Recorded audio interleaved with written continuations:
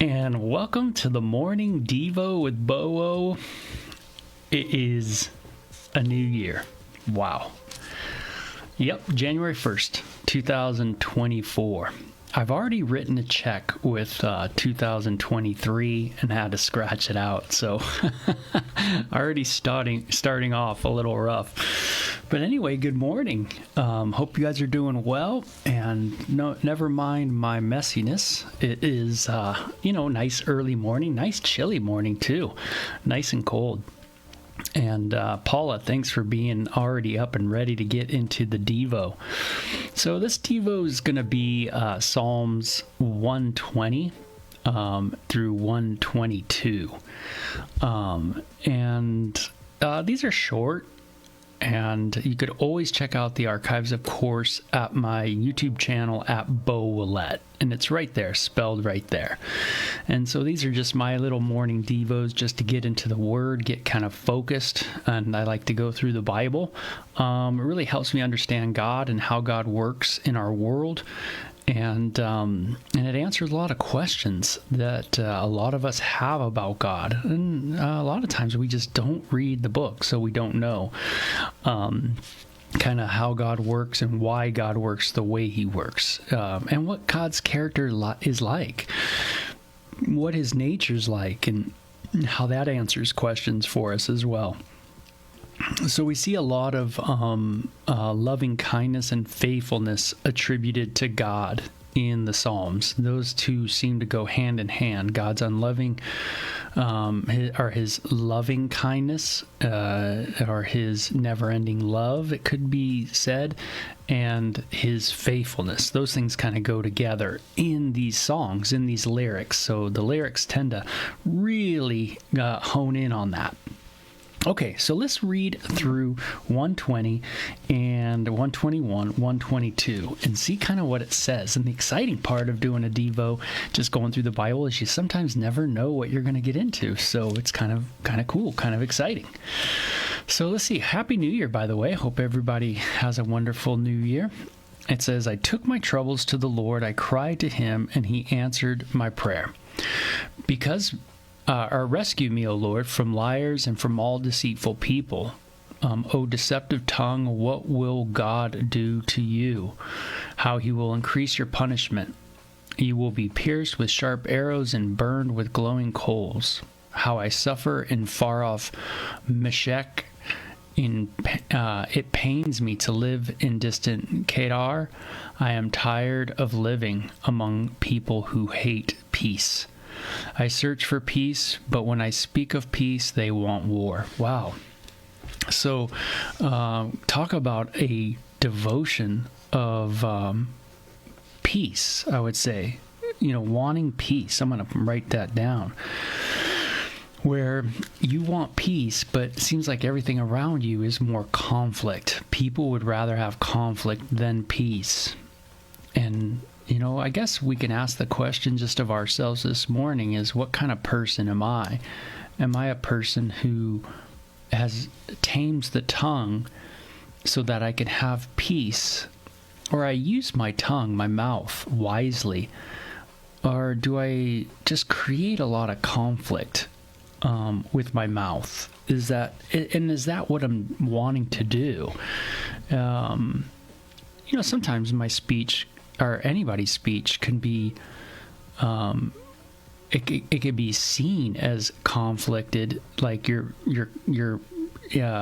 trying to make conflict with other people, but really what you're doing is trying to enter into dialogue and maybe questioning what they're doing. And some people might take that as an attack, like an attack, and that's unfortunate, right? Because if everything if questioning becomes an attack, then of course the questioning becomes you can't do it. It becomes like a tyrannical, you can't question me or else you're in the wrong.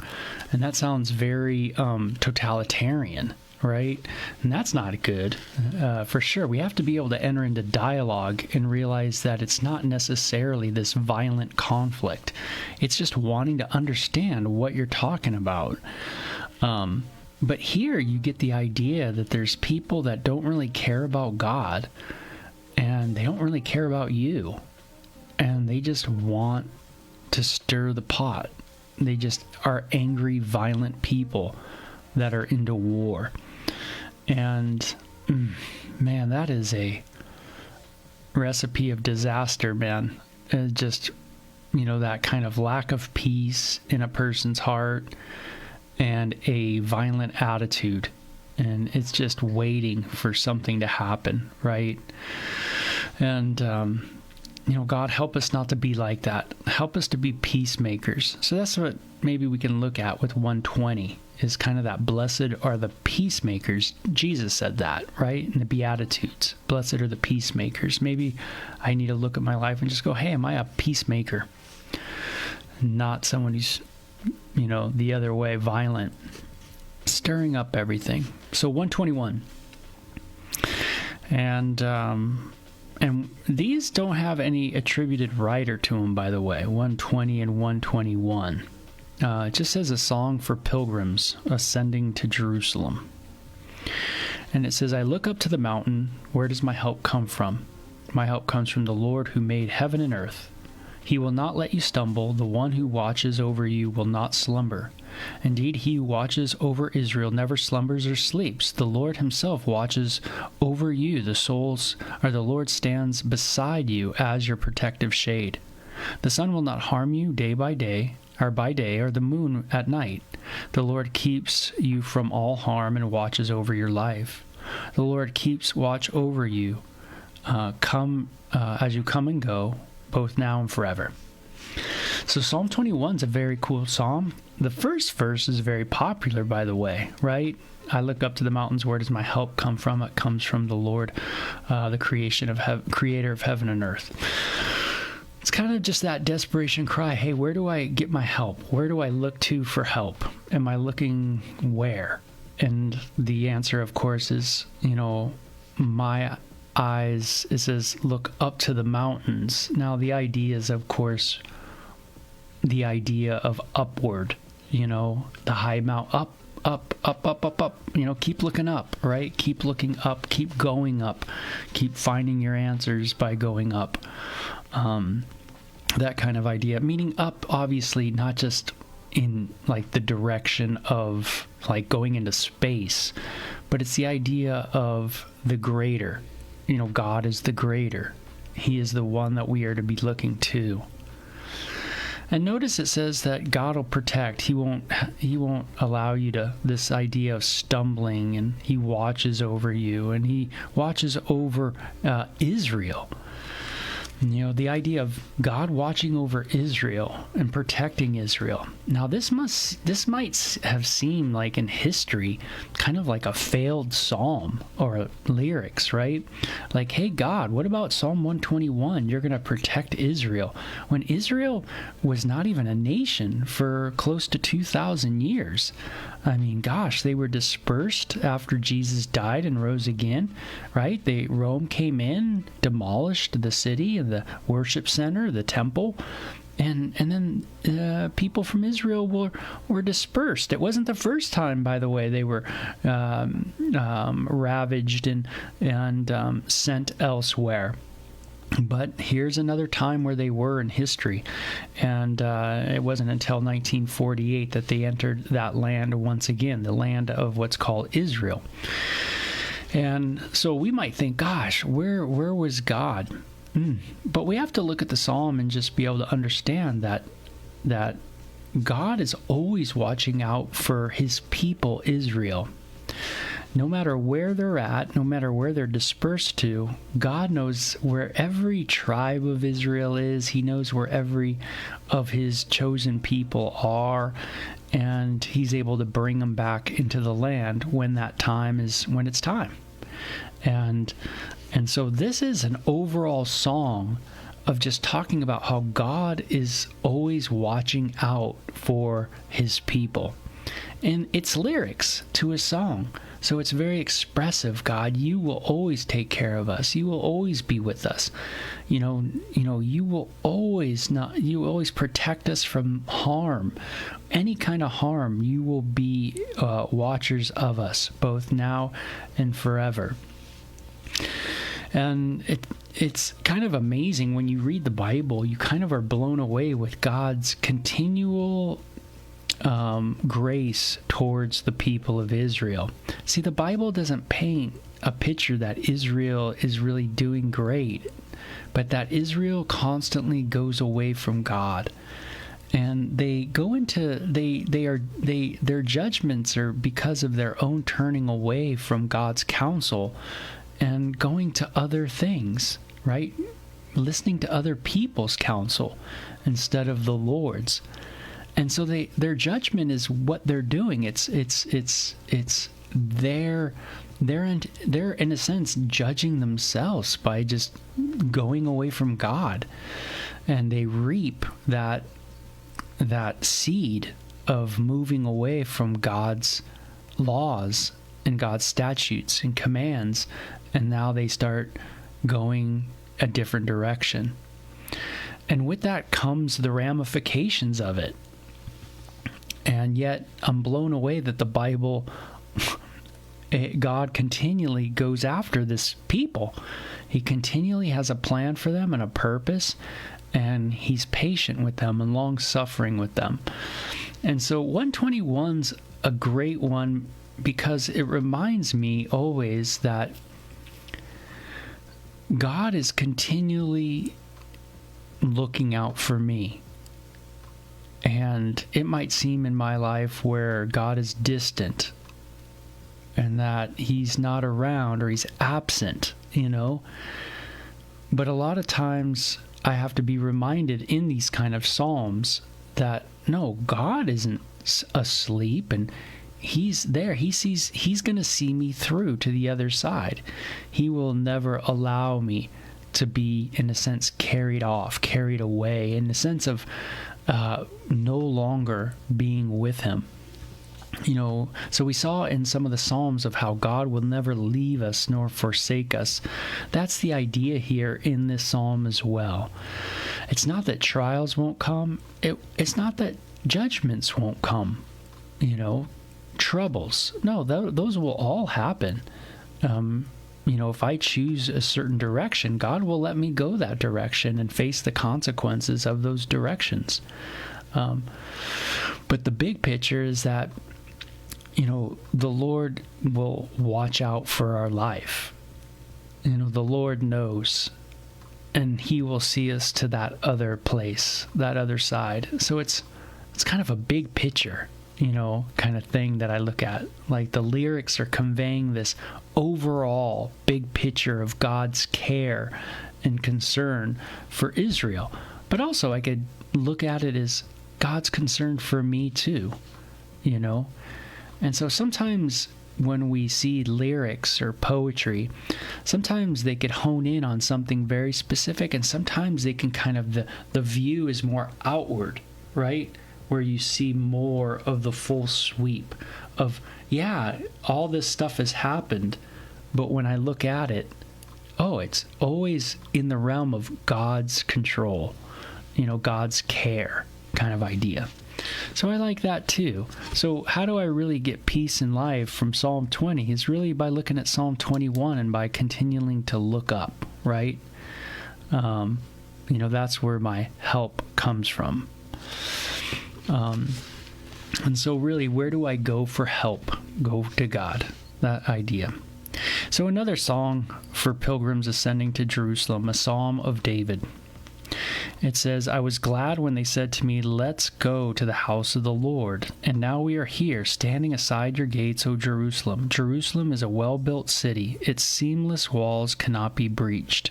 All the tribes of Israel, the Lord's people, make their pilgrimage here.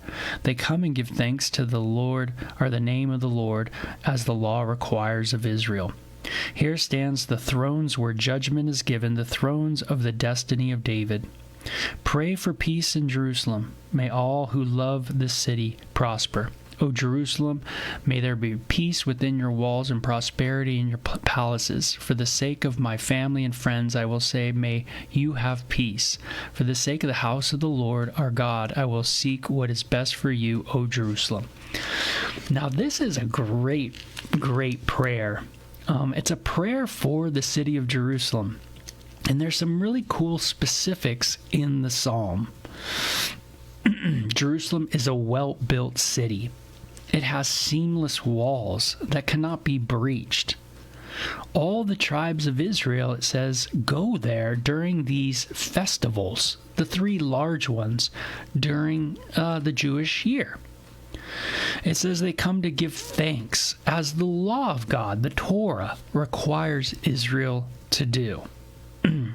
And here stands the thrones where judgment is given, the thrones of the destiny of David. So this is where those, it sounds like kings, those from the line of David, in the tribe of Judah, this is where they would reign from, Jerusalem. This would be the city of the king. And then I love it. It's a prayer for the peace of Jerusalem, right? So it's interesting. 120 is about dealing with people who desire war.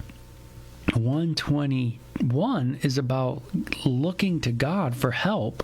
And 122 is about really having peace, praying for peace, and specifically for Jerusalem. So praying for Jerusalem is not a bad thing. It is a very biblical idea to pray for the peace of Jerusalem. So when you hear that at church, pray for the peace of Jerusalem, this is taken from Psalm 122. And so we know it is a biblical idea to be praying for that peace. And it says, pray that they not only have peace within the walls of Jerusalem, but that they what? Prosper in its palaces, that there's a prospering. Now, I want you to catch this, is that you can pray, you can use Psalm 122 as a prayer for people. So Psalm 22, even though it is specifically for Jerusalem, you can use it as a prayer for other people. Hey, God, make these people strong, right? Make their life one of integrity, right? Seamless walls that cannot be breached. Lord, give them strength. Give them that wonderful strength of holiness, right, in their life. That wonderful confidence that enemies can't get to them. And we pray against those enemies, that they don't come in to their life, right? That, Lord, they can't breach the walls of their life. We pray for their peace.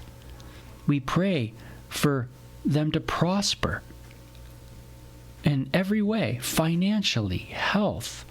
You know, Paula in the comment corner said, hey, Happy New Year, pray for good health. And that's the idea of Psalm 22, praying for that good health and that prosperity in our lives, right?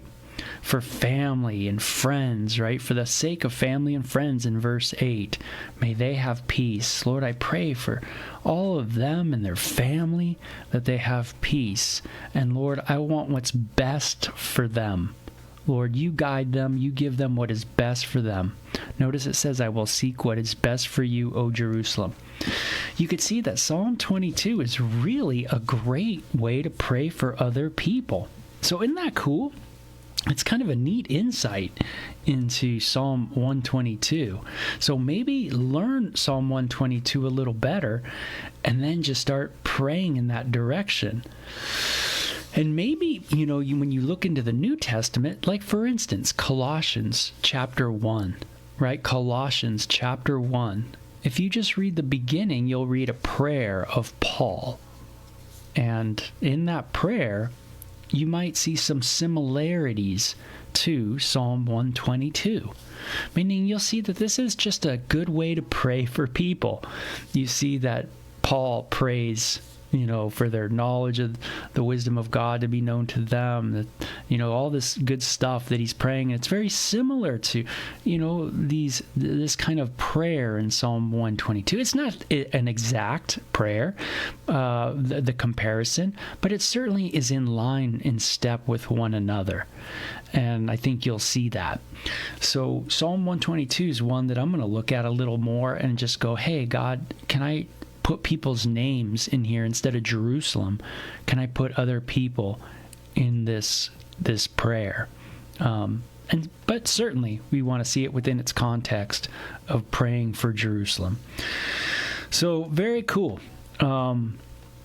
We see the first psalm, one of conflict, one of wanting peace, one of feeling distant from where you want to be, right? Conflict always makes us kind of feel a little distant. 121 is about looking to the Lord, seeing the big picture that God will always be in our life and see us through. Psalm 122 is about honing in on really seeking peace for our place of living, our nation, specifically Jerusalem, and also for other people, and to really seek their prosperity, pray for their prosperity, if you will. So very cool few Psalms, very short, but I love how we can get these in succession and see kind of a little bit of a pattern here. So the need, the remedy, and then stepping in practically and doing good things, So anyway, I dig it. It's some pretty cool stuff to think about in the day, and it gets my mind a little more focused. So you guys have a great day, and Happy New Year. Hopefully it's a day off for a lot of people, so hope it's a good chill time for you. Bye-bye.